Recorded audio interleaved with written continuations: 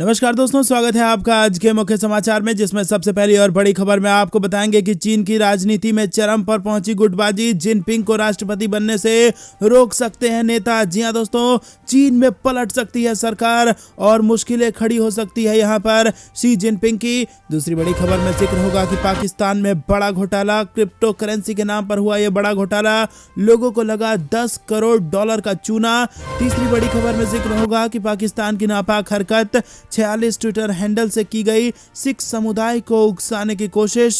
चौथी बड़ी खबर में आपको बताएंगे कि भारत में कोविड की तीसरी लहर के 1 से 15 फरवरी के बीच चरम पर पहुंचने की संभावना, आईआईटी मद्रास का बड़ा बयान। और इसी के साथ पांचवी बड़ी खबर में जिक्र होगा कि कोई चुनावी रैली या फिर रोड शो 15 जनवरी तक नहीं हो सकेगी। चुनाव आयोग के 10 बड़े ऐलान कर दिए गए हैं। इसी के साथ खबर में आगे आपको बताएंगे कि विधानसभा चुनाव की तारीखों के ऐलान पर बोले गृह मंत्री अमित शाह, कार्यकर्ताओं से की बड़ी अपील। इसी के साथ जिक्र होगा कि 5 राज्यों में विधानसभा चुनाव का ऐलान, जेपी नड्डा बोले प्रचंड बहुमत के साथ सत्ता में वापस आएगी भाजपा। और खबर में आगे बताएंगे कि योगी का दावा 80 बनाम 20 का होगा पूरा यूपी चुनाव, भाजपा 300 से ज्यादा जीतेगी सीट। इसी के साथ अगली बड़ी खबर में आपको बताएंगे कि पीएम मोदी के संसदीय क्षेत्र समेत जानिए 7वें चरण में कहां-कहां होगी वोटिंग। और खबर में आगे जिक्र होगा कि बर्फीले तूफान में चट्टान की तरह खड़ा सेना का जवान घुटने तक भरे बर्फ में करता है भारत माता की सुरक्षा। दोस्तों, एक एक करके हर एक खबर की डिटेल में आपको ले जाएंगे, लेकिन उससे पहले अगर आपको भी देश की सेना और पीएम मोदी पर पूरा भरोसा है और अगर आप भी ऐसा मानते हैं कि उत्तर प्रदेश में 300 पार के साथ प्रचंड बहुमत के साथ भाजपा की बनेगी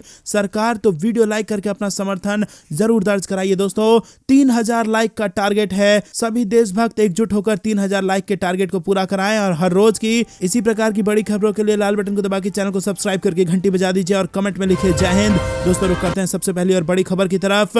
चीन की राजनीति में चरम पर पहुंची गुटबाजी, शी जिनपिंग को राष्ट्रपति बनने से रोक सकते हैं कई नेता। जी हां दोस्तों, शी जिनपिंग जब से चीन की राजनीति में शीर्ष पर पहुंचे हैं तब से वह अकेले ही चीन का चेहरा बने हुए हैं और ऐसा लगता है कि चीन की राजनीति में एक स्थिर पानी की तरह है जिसमें सिर्फ एक मगरमच्छ है जो पूरी तरह से एकजुट है, लेकिन ऐसा बिल्कुल भी नहीं है। चीन की कम्युनिस्ट पार्टी कई भागों में विभाजित हो चुकी है और इसीलिए चीन में सोवियत संघ के विघटन पर स्टडी की जा रही है ताकि चीन को भविष्य में टूटने से रोका जा सके। लेकिन सवाल यह है कि क्या शी जिनपिंग इस साल अपनी सत्ता बचा पाएंगे और चीन की कम्युनिस्ट पार्टी की वो सच्चाई जिसे उसने दुनिया से छिपा कर रखा हुआ है, क्या वो बेनकाब हो पाएगी? तो दोस्तों, इस बार जिनपिंग को लग सकता है बड़ा झटका। पार्टी में चल रही है जबरदस्त गुटबाजी और फूट और अब चीन के राष्ट्रपति नहीं रह पाएंगे जिनपिंग। रुक करते हैं अगली बड़ी खबर का। क्रिप्टो करेंसी के नाम पर घोटाला, लोगों को लगा $10 करोड़ का चूना। जी हां दोस्तों, पाकिस्तान में क्रिप्टो करेंसी के कारोबार में एक बड़े घोटाले का पर्दाफाश हुआ है। बताया जाता है कि यह लाखों डॉलर का घोटाला है और ये जानकारी पाकिस्तान की फेडरल इन्वेस्टिगेशन एजेंसी की साइबर अपराध शाखा ने दी है। और इस मामले में क्रिप्टो करेंसी के कारोबार से जुड़ी एक चर्चित कंपनी बिनांस को नोटिस जारी किया गया है। बताया जाता है कि कई मोबाइल ऐप के जरिए ऑनलाइन निवेश के दौरान ये घोटाला हुआ है। इस बारे में बिनांस कंपनी का क्या रोल है, यह उससे बताने को कहा गया है। अधिकारियों के मुताबिक बिनांस कंपनी से ठोस सवाल पूछे गए हैं। ये कंपनी कैमन द्वीप समूह में रजिस्टर्ड है। दोस्तों, $10 करोड़ का चूना पाकिस्तान को क्रिप्टो करेंसी में लग चुका है। रुक करते हैं अगली बड़ी खबर की तरफ। पाकिस्तान की नापाक हरकत, 46 ट्विटर हैंडल से की गई सिख समुदाय को उकसाने की कोशिश। जी हां दोस्तों, आपको बता दें कि ट्विटर पर कैबिनेट समिति की पुरानी बैठक से संबंधित एक वीडियो के साथ छेड़छाड़ कर सिख समुदाय को भड़काने की कोशिश सीमा पार यानी पाकिस्तान से की गई थी। उक्त वीडियो को पाकिस्तान में बनाए गए 46 ट्विटर हैंडल से ट्वीट किए गए थे ताकि केंद्र सरकार के खिलाफ सिख समुदाय में नफरत फैल सके। वहीं सभी ट्विटर हैंडल को दिल्ली पुलिस ने ब्लॉक कर दिया है और हैंडल से एक ही हैशटैग के साथ फर्जी वीडियो को ट्वीट किया जा रहा था। खास बात यह है कि यह हैंडल एक ही ब्राउजर से भी संचालित हो रहे थे। दोस्तों, रुक करते हैं अगली बड़ी खबर की तरफ। भारत में कोविड की तीसरी लहर के 1 से 15 फरवरी के बीच चरम पर पहुंचने की संभावना, आईआईटी मद्रास का बड़ा बयान। जी हां दोस्तों, आपको बता दें कि कोविड-19 के प्रसार का संकेत देने वाले भारत का R0 मान इस सप्ताह 4 दर्ज किया गया है, जो यह संकेत देता है कि संक्रमण के प्रसार की दर बहुत ज्यादा है। वहीं भारतीय प्रौद्योगिकी संस्था यानी कि आईआईटी मद्रास के प्रारंभिक विश्लेषण में तीसरी लहर के 1 से 15 फरवरी के बीच चरम पर पहुंचने की संभावना है। वहीं दोस्तों R0 ये दिखाता है कि कोई संक्रमित व्यक्ति कितने लोगों तक संक्रमण फैला सकता है, और अगर यह मान 1 से नीचे चला जाता है तो इस महामारी को खत्म माना जाएगा। लेकिन आपको बता दें कि इस वक्त 4 के आसपास यह R0 की वैल्यू बताई जा रही है, जो कि बेहद खतरनाक है और जिसका सीधा सीधा मतलब यह है कि एक व्यक्ति अपने संक्रमण होने के बाद 4 अन्य व्यक्तियों को संक्रमित कर रहा है। तो दोस्तों इसीलिए आइसोलेटेड रहना बहुत ज़रूरी है। अगर किसी को भी इसके लक्षण है तो घर पर ही रहें और ज़्यादा ज़रूरी होने पर ही घर से बाहर निकले। रुक करते हैं अगली बड़ी खबर की तरफ। कोई चुनावी रैली रोड शो 15 जनवरी तक नहीं होगी। चुनाव आयोग के 10 बड़े ऐलान हो चुके हैं। जी हाँ दोस्तों, उत्तर प्रदेश में हो चुका है चुनावी शंखनाद। चुनाव आयोग ने 5 राज्यों के विधानसभा चुनाव में सुरक्षित मतदान के लिए कई बड़े ऐलान किए हैं। यूपी, उत्तराखंड, पंजाब, गोवा और मणिपुर में विधानसभा चुनाव होने हैं और चुनाव आयोग ने कहा है कि चुनावी रैली, रोड शो, पद यात्रा या साइकिल यात्रा नहीं होगी। 8 बजे रात से सुबह 8 बजे तक कोई चुनाव रैली नहीं होगी। सार्वजनिक स्थानों पर कोई नुक्कड़ सभा नहीं होगी। मतगणना के बाद कोई भी विजय जुलूस की इजाजत नहीं होगी। कोरोना नियमों का पूरी तरह कड़ाई से पालन कराया जाएगा और इसके लिए निर्वाचन अधिकारियों को कार्रवाई के अधिकार होंगे। 15 जनवरी के बाद चुनाव आयोग कोरोना के हालातों की समीक्षा करेगा। चुनाव ड्यूटी में लगे कर्मियों को वैक्सीन की दोनों डोज लगना भी जरूरी है। उन्हें प्रिकॉशन यानी बूस्टर डोज लगाने की सिफारिश भी की गई है ताकि वो सुरक्षित रहे। चुनाव आयोग राज्यों के स्वास्थ्य सचिवों के साथ वैक्सीनेशन स्टेटस की निगरानी करेगा। मतदान का समय भी 1 घंटे बढ़ाया गया है। चुनाव अधिसूचना के दौरान इस समय सीमा के बारे में विस्तार से बताया जाएगा। चुनाव में उम्मीदवारों को ऑनलाइन नामांकन की सुविधा होगी और इससे निर्वाचन कार्यालय में भीड़ से बचा जा सकेगा। 80 साल से अधिक उम्र के बुजुर्गों के लिए पोस्टल बैलेट की व्यवस्था करने की बात भी कही गई है। रुक करते हैं अगली बड़ी खबर की तरफ। विधानसभा चुनाव की तारीख के ऐलान पर क्या बोले गृह मंत्री अमित शाह?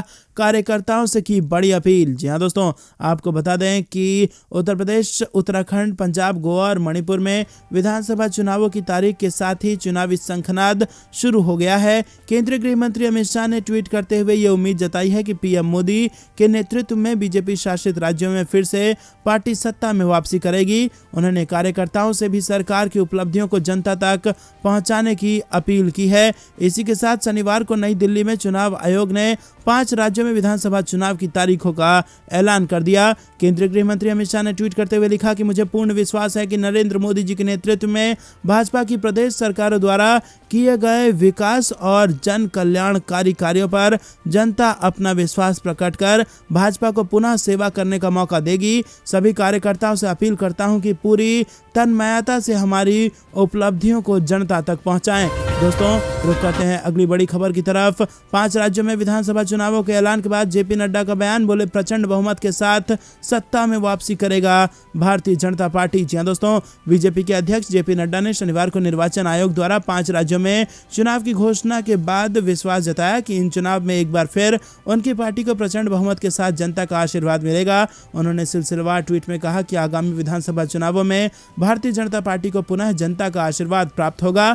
भाजपा प्रचंड बहुमत के साथ सत्ता में वापसी करेगी और सेवा एवं विकास के कार्यों को नई ऊंचाइयों तक ले जाएगी। निर्वाचन आयोग ने शनिवार को 5 राज्यों में विधानसभा चुनावों के कार्यक्रम की घोषणा कर दी। उत्तर प्रदेश विधानसभा चुनाव के लिए 10 फरवरी से लेकर 7 मार्च तक 7 चरणों में मतदान होगा। वहीं उत्तराखंड, पंजाब और गोवा में एक ही चरण में 14 फरवरी को वोट डाले जाएंगे। मणिपुर में 2 चरणों में 27 फरवरी और इन सभी राज्यों के विधानसभा चुनाव की मतगणना 10 मार्च को होगी। वहीं नड्डा ने चुनाव की तारीखों के ऐलान का स्वागत करते हुए भाजपा के सभी कार्यकर्ताओं से आग्रह किया है कि वो निर्वाचन आयोग द्वारा बताए गए कोविड और अन्य सभी दिशा निर्देशों का पालन करते हुए पूरी ताकत से लोकतंत्र के इस महापर्व में भाग लें। दोस्तों, रुक करते हैं अगली बड़ी खबर की तरफ। 80 बनाम 20 का होगा यूपी चुनाव। भाजपा 300 से ज्यादा सीटें जीतेगी। जी हां दोस्तों, यूपी के मुख्यमंत्री योगी आदित्यनाथ ने राज्य के आगामी विधानसभा चुनाव के कार्यक्रम की संभावित घोषणा से पहले कहा कि प्रदेश का ये चुनाव 80 बनाम 20 का होगा, जिसमें 80% भागीदारी भारतीय जनता पार्टी की होगी। शेष 20% हिस्से में बाकी सभी दल होंगे। योगी ने ये दूरदर्शन द्वारा आयोजित डीटी कॉन्क्लेव में कहा कि भाजपा इस बार भी 300 से ज्यादा सीटें उत्तर प्रदेश में जीत रही है। दोस्तों रुक करते हैं अगली बड़ी खबर की तरफ। पीएम मोदी के संसदीय क्षेत्र समेत 7वें चरण में उसी जिले के बाकी विधानसभा सीटों पर होंगे चुनाव। रुक करते हैं अगली बड़ी खबर की तरफ। बर्फीले चुनाव में चट्टान की तरह खड़ा सेना का जवान घुटने तक भरे बर्फ में करता है भारत मां की रक्षा। जी हां दोस्तों, हमारे जाबाज सैनिकों ने हमेशा अपने शौर्य और पराक्रम से देश का मान ऊंचा किया है और हमें भारतीय सैनिकों के जज्बे और बहादुरी के तमाम किस्से और वीडियो देखने को मिलते हैं। और यही एक तस्वीर आपके सामने इस वक्त स्क्रीन पर है।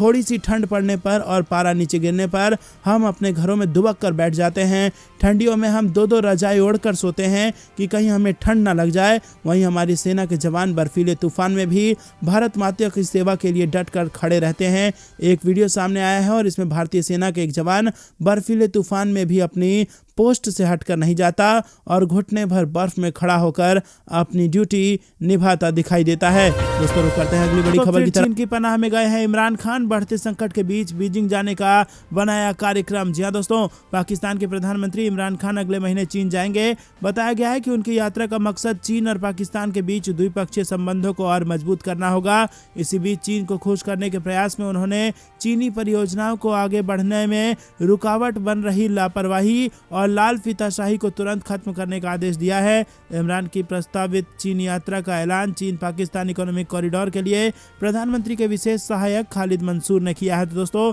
आपको बता दें कि इतनी बुरी हालत हो गई है चीन की कि बार बार सीपैक को नकार के भी जबरदस्ती चीन की योजनाओं को लागू करना पड़ रहा है पाकिस्तान को। रुक करते हैं अगली बड़ी खबर की तरफ। कश्मीर में आतंकियों के पास पहुंची पाकिस्तानी पिस्तौल शाहीन की खेप हाइब्रिड आतंकियों के लग गई हाथ। जी हां दोस्तों, कश्मीर घाटी में आतंकियों के पास पाकिस्तानी शाहीन पिस्तौल व साइलेंसर की खेप पहुंचने के इनपुट सामने आए हैं। दरअसल दोस्तों, सुरक्षा एजेंसियों से जुड़े सूत्रों का कहना है कि शाहीन पिस्तौल AK-47 की ही तरह बस्ट फायर करती है और इसमें 17 गोलियों की मैगजीन का इस्तेमाल किया जाता है और ये हथियार सुरक्षा बलों की जगह आतंकियों के हाथ लग गई है और इसको लेकर जम्मू कश्मीर में अलर्ट भी जारी कर दिया गया है। वो करते हैं अगली बड़ी खबर की तरफ। BSF ने पंजाब के फिरोजपुर में जब्त की पाकिस्तानी नाव लावारिस पड़ी थी। जी हां दोस्तों, आपको बता दें कि बॉर्डर सिक्योरिटी फोर्स यानी BSF ने शुक्रवार को पंजाब के फिरोजपुर जिले में एक लावारिस पड़ी पाकिस्तानी नाव को जब्त किया है। पाकिस्तान से सटी सीमा के कारण फिरोजपुर संवेदनशील इलाका माना जाता है और बीते कई महीनों में पड़ोसी मुल्क से कई ड्रोन अवैध रूप से यहां भेजे जा चुके हैं। एक वरिष्ठ BSF अधिकारी ने बताया कि अंतर्राष्ट्रीय 36 बटालियन के एक जवान को गश्ती के समय DT मॉल बॉर्डर आउटपोस्ट इलाके में लकड़ी की नाव दिखी। रुक करते हैं अगली बड़ी खबर की तरफ। PM मोदी ने 150 करोड़ खुराक का आंकड़ा पार करने पर दी बधाई। कहा टीकाकरण अभियान ने बहुत सारी जिंदगियां बचाई हैं। जी हां दोस्तों, प्रधानमंत्री नरेंद्र मोदी ने कोविड-19 के खिलाफ टीकाकरण अभियान में 150 करोड़ खुराक का आंकड़ा पार करने पर शुक्रवार को देशवासियों को बधाई दी और कहा कि इसकी वजह से कई जिंदगियां बचाया जाना सुनिश्चित किया जा सका। प्रधानमंत्री ने एक ट्वीट में कहा कि टीकाकरण के मोर्चे पर आज का दिन उल्लेखनीय रहा। 150 करोड़ की उपलब्धि हासिल करने पर देशवासियों को बहुत बहुत बधाई। हमारे टीकाकरण अभियान ने बहुत सारी जिंदगियों को बचाना सुनिश्चित किया है। साथ ही साथ हमें कोविड-19 से संबंधित सभी प्रोटोकॉल का पालन भी करते रहना है। वहीं आपको बता दें कि उन्होंने टीकाकरण अभियान को सफल बनाने में योगदान देने वाले सभी लोगों के प्रति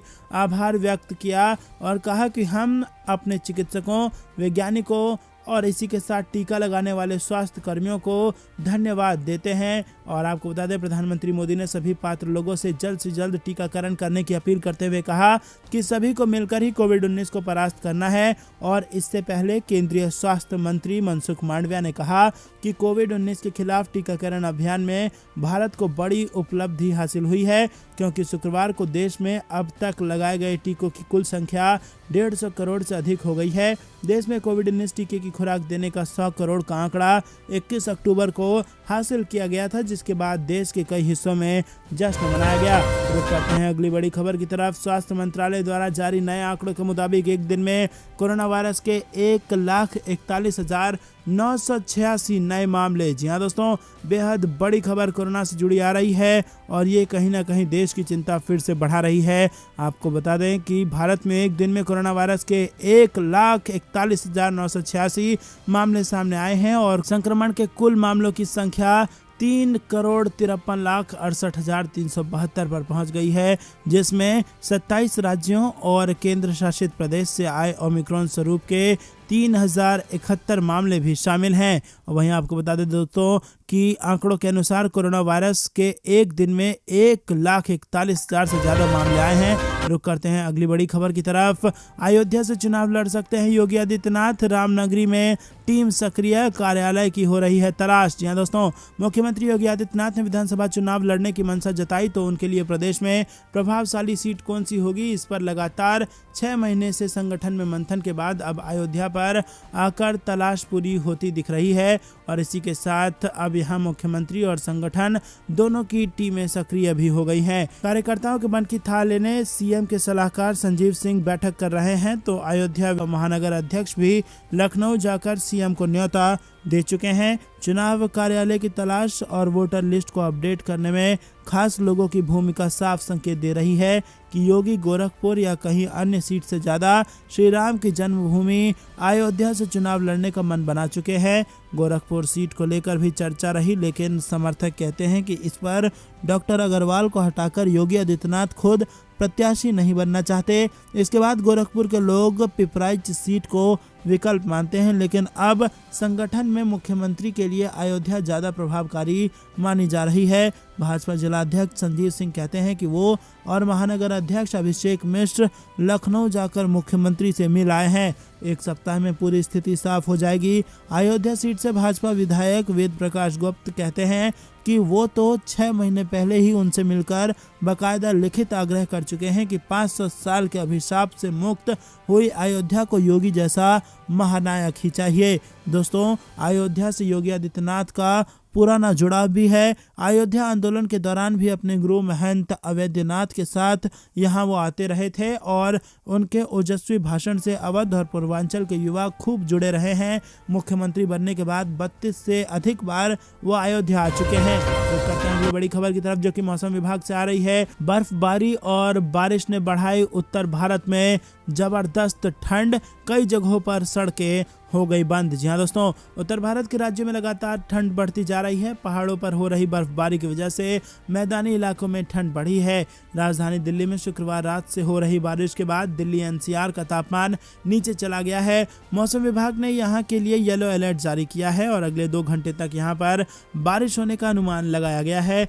बारिश की वजह से कई जगहों पर पानी भर गया है और कई जगहों की तस्वीरें भी सामने आई है, जिसमें पानी में फंसे वाहनों को देखा जा सकता है। तो करते हैं अगली बड़ी खबर की तरफ। यात्रीगण ध्यान दें, 400 से ज्यादा ट्रेनें रद्द। रेलवे ने 13 ट्रेनों के बदले रूट और चेक करें यहाँ पर लिस्ट। जी हाँ दोस्तों, भारतीय रेलवे ने हर रोज की तरह आज भी कई ट्रेनों की लिस्ट को रद्द करने के बाद अपडेट कर दिया है। भारतीय रेलवे ने आज 390 ट्रेनों को पूरी तरह से रद्द किया है, वहीं कुछ के रूट में बदलाव किया गया है। ऐसे में अगर आप कहीं जाने की योजना बना रहे हैं तो ये खबर आपके लिए बेहद ज़रूरी है। रेलवे हर रोज डेवलपमेंट वर्क, कोहरा और मौसम के चलते सैकड़ों ट्रेनें रद्द कर देती है। रेलवे की आधिकारिक वेबसाइट inquiry.indianrailway.gov.in पर सुबह करीब 11 बजे तक के अपडेट्स के मुताबिक रेलवे ने 390 ट्रेनों को पूरी तरह रद्द किया है, जबकि 20 ट्रेनों को आंशिक तौर पर कैंसिल कर दिया है, जिसमें दिल्ली, यूपी, बिहार समेत विभिन्न राज्यों की ट्रेन शामिल है।